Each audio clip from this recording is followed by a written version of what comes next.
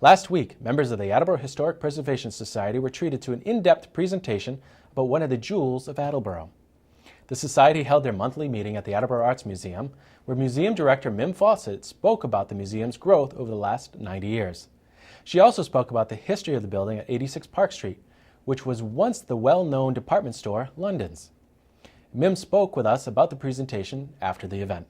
This evening we're here in a sense celebrating 86 Park Street, which is currently the Attleboro Arts Museum, but in 1947 was London's department store. Actually, that's when London's opened.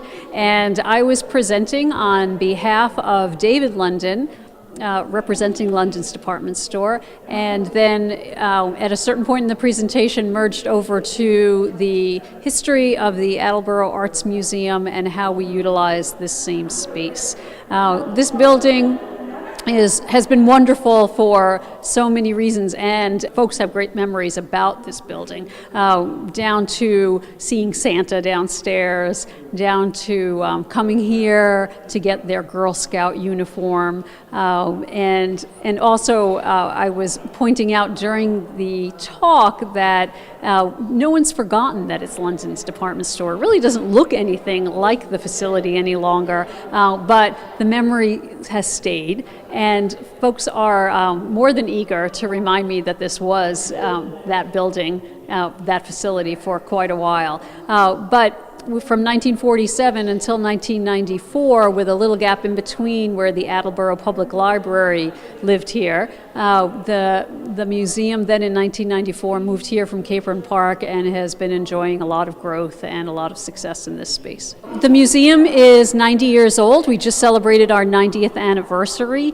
and that's pretty remarkable for a small museum, I have to say, for any organization, any small nonprofit organization to endure 90 years, that is fairly outstanding. And I would say that our celebration of that time happened last year, but we were remembering a lot of milestones of the museum. It started in Capron Park at the casino building there, the building is still there. The museum outgrew the space. It was 800 square feet, which really wasn't enough.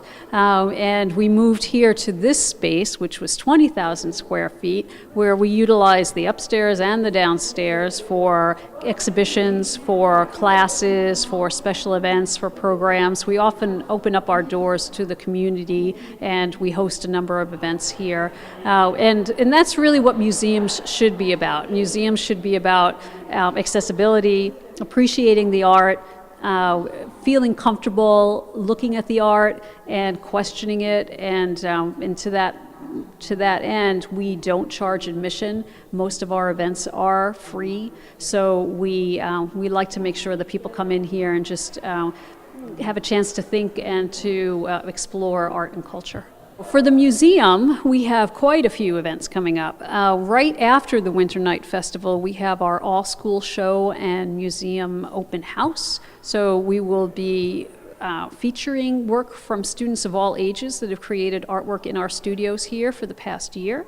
And then that's on March 1st with an opening from 2 to 4 that afternoon, but the exhibition will be up all day. And for our open house, you'll be able to see artists creating work live. You'll be able to take tours of the studios. You'll end up finding out more about the museum than you've ever thought you would. That's March 1st. March 7th is the next event, and that's a filming of, or a screening of, a movie called Herb and Dorothy 50 by 50, and that's of Herb and Dorothy Vogel. These were art collectors based in Manhattan, and just their amazing story of how they basically dedicated their lives and half their salaries to collecting artwork. And then that's March 7th, 7 p.m. And then we have later on in March our flower show. And that opens up for a sneak peek on March 19th from 6 to 8 p.m. And then the event itself, which is themed Under the Sea, that runs from the 20th of March to the 23rd. So those are some of the highlights of what's coming up. Right after that, though, I should not ignore that we have a very special exhibition that opens up in April on April 9th. and that's our compact and collectible exhibition. That is an exhibition of vintage pedal cars. So we'll have over 70 pedal cars here in the museum, although dating back to the 30s, and I think probably going up to the 60s.